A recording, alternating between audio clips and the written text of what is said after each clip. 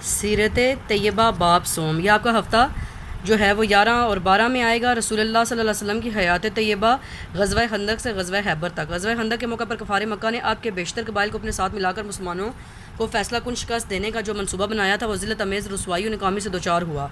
اس شکست کے بعد کفار مکہ کا زور ہمیشہ کے لیے ٹوٹ گیا اور اسلام کی اشاعت و تبلیغ اور اس کے غالب آنے کی راہیں ہموار ہونے لگیں۔ صلح حدیبیہ اسی سلسلے کی ایک کڑی ثابت ہوئی جس کے بعد عرب کی سرزمین پر مسلمانوں کے غلبے کا آغاز ہوا۔ صلح حدیبیہ سن 6 ہجری میں مسلمانوں اور کفار مکہ کے درمیان ایک معاہدہ ہوا جو تاریخ میں صلح حدیبیہ کے نام سے مشہور ہے۔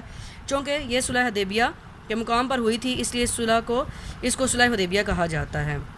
پس منظر ذکر سن 6 ہجری میں رسول اللہ صلی اللہ علیہ وسلم 1400 صحابہ رضی اللہ عنہ کے ہمراہ عمرے کی ادائیگی کے لیے مدینہ سے مکے کی طرف روانہ ہوئے۔ مسلمان عمرے کے ارادے سے جا رہے تھے، جنگ کے نہیں، اس لیے ان کی تلواریں نیام میں تھی۔ جب کفار مکہ کو اس بات کا علم ہوا تو انہوں نے تمام قبائل کے ساتھ مل کر فیصلہ کیا کہ وہ مسلمانوں کو عمرہ ادا کرنے سے روکیں گے۔ انہوں نے ساتھی قبیلے کے ساتھ مل کر مسلمانوں کے خلاف ایک بڑی فوج بھی تیار کر لی۔ جب مسلمان مقام عصفان پر پہنچے تو انہیں معلوم ہوا کہ کفار مکہ ان کے خلاف جنگی تیاریوں میں مصروف ہیں۔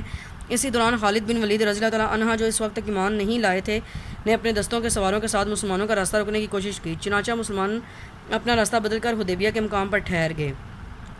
حضرت عثمان رضی اللہ عنہ کی مکہ روانگی۔ نبی کرم صلی اللہ علیہ وسلم نے جب دیکھا کہ کفار جنگ کے لیے آمادہ ہیں تو انہوں نے حضرت عثمان رضی اللہ عنہ کو سفیر بنا کر اہل مکہ کی طرف بھیجا تاکہ وہ کفار مکہ کو سمجھائیں کہ مسلمان جنگ کے ارادے سے نہیں بلکہ صرف بیت اللہ کی زیارت کے لیے آئے ہیں۔ حضرت عثمان رضی اللہ عنہ اہل مکہ میں بہت معزز سمجھے جاتے تھے، چنانچہ جب وہ مکہ پہنچے تو کفار نے حضرت عثمان رضی اللہ عنہ سے کہا کہ آپ جب چاہیں تو خانہ کعبہ کا طواف کر لیں، ہم دوسرے مسلمانوں کو اس کی اجازت نہیں دیں گے۔ حضرت عثمان رضی اللہ عنہ کی تربیت نے گوارا نہ کیا کہ وہ رسول اللہ صلی اللہ علیہ وسلم اور دوسرے مسلمانوں کے بغیر بیت اللہ کا طواف کر لیں۔ حضرت عثمان رضی اللہ عنہ کو کافروں نے مکے میں ہی روک دیا۔ ادھر یہ خبر مشہور ہو گئی کہ حضرت عثمان رضی اللہ تعالیٰ عنہ شہید کر دیے گئے۔ بیت رضوان۔ رسول اللہ صلی اللہ علیہ وسلم کو جب حضرت عثمان رضی اللہ کی شادی کے خبر ملی، انہوں نے فرمایا کہ حضرت عثمان رضی اللہ عنہ کے خون کا بدلہ لینا ضروری ہے، اس لیے آپ مسلمان جنگ کے بغیر واپس نہیں جائیں گے۔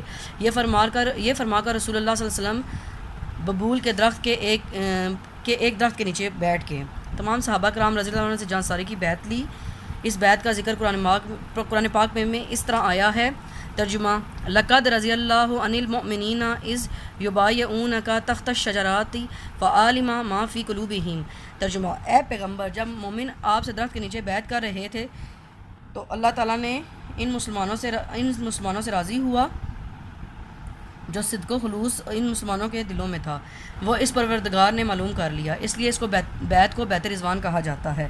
صلح حدیبیہ۔ کفار کو جب مسلمانوں کے جوش و جذبے کا علم ہوا تو پریشان ہو گئے۔ انہوں نے فوراً سہیل بن عمرو کو صلح کی شرائط کے ساتھ روانہ کیا۔ اس دوران حضرت عثمان رضی اللہ عنہ بھی آگے فریقین میں کافی بحث کے بعد ایک صلح نامہ تیار ہوا جس کو حضرت علی رضی اللہ عنہ نے تحریک کیا۔ اس صلح نامے کی شرائط ذیل تھی۔ شرائط: اس سال مسلمان عمرہ کے کیے بغیر واپس چلے جائیں گے۔ مسلمان اگلے سال بیت اللہ کی زیارت کے لیے آئیں گے اور مکے میں صرف 3 دن قیام کریں گے۔ مسلمان اپنی تلواریں نیام میں رکھیں گے۔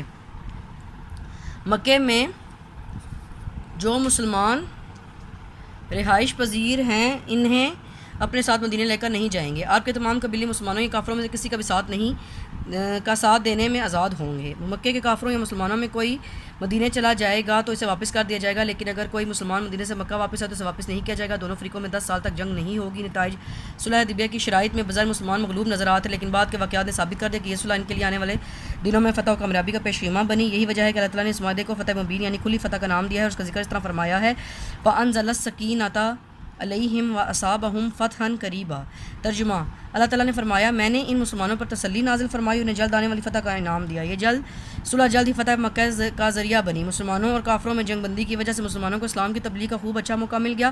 مسلمان اور کافر جو ایک دوسرے سے الگ تھلگ رہا کرتے تھے اب ایک دوسرے سے ملنے لگے۔ ان کی مدینے میں آمد و رفت شروع ہوئی۔ مسلمانوں کے ساتھ رہنے سے اسلام کی خوبیوں کا نقش ان کے دل میں بیٹھتا چلا گیا اور وہ کثیر تعداد میں مسلمان ہونے لگے۔ اسی صلح کی ایک شرط کے مطابق جو مسلمان مدینے سے مکہ جاتا اسے واپس نہیں آنے دیا جاتا تھا۔ یہ بات بھی مسلمانوں کے فائدے کا سبب بنی، اس لیے مدینے جانے والے وہیں رہ کر اسلام کی تبلیغ کرتا رہتا تھا۔ یوں مکے کے لوگ بھی تیزی سے مسلمان ہوتے جا رہے تھے اور اسلام تیزی سے پھیلتا جا رہا تھا۔ بیٹا یہ مشقی سوالات آپ کو سارے اس کے آنسرز PDF میں گیون ہیں۔ آپ کی فل ان دی بلینکس ہے۔ حدیبیہ ڈیش کا نام ہے تو حدیبیہ ایک شہر یا پہاڑ کے پاس کی جو چوٹی ہے اس کا نام تھا۔ صلح حدیبیہ سن 6 ہجری میں ہوئی۔ کفار نے سہیل بن عمرو کو صلح کی شرائط کے ساتھ روانہ کیا۔ صلح نامہ سے حضرت علی نے تحریر کیا۔ دونوں فریقوں میں 10 سال تک جنگ نہیں ہوگی۔ Thank you.